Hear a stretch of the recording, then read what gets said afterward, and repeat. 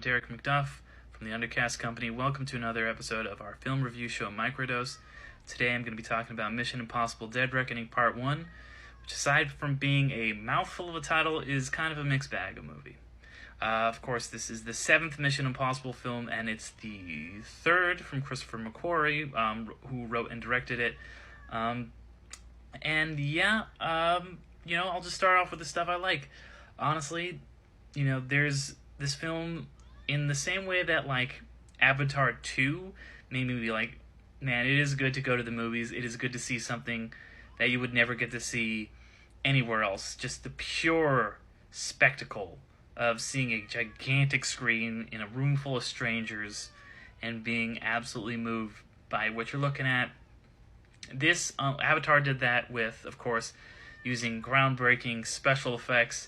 This did it with practical effects that nobody else is doing. No one else is willing to get themselves almost killed to get the shot like Tom Cruise is, of course. So all of that was really cool. There's some really, really great action stuff.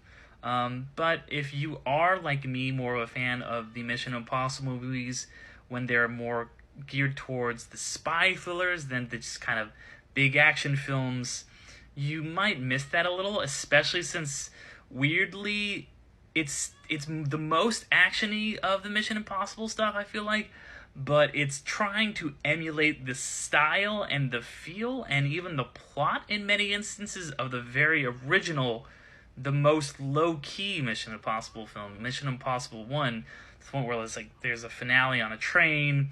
They bring back the director from the first one. There's Dutch angles, all that stuff. And also, I don't love that the trend of making things part 1 and part 2, of your big franchise is ending or whatever, and so we're going to split it into 2 things. This is the 3rd of those. This summer we've already gotten. There was also Fast X and Across the Spider-Verse. I don't like making half of a movie. Make a whole movie. But, at least this one has some semblances of a proper ending, but it leaves a lot dangling. I also really don't love the way that this movie handled Ilsa Faust, who is one of my favorite characters in the franchise, especially of the McQuarrie era. She's a really interesting character. Feels like equal to Ethan Hunt in a number of ways, and this film kind of felt like they didn't know what to do with her. She was almost an afterthought. A lot more thoughts in the movie, but running out of time here, so check us out next time.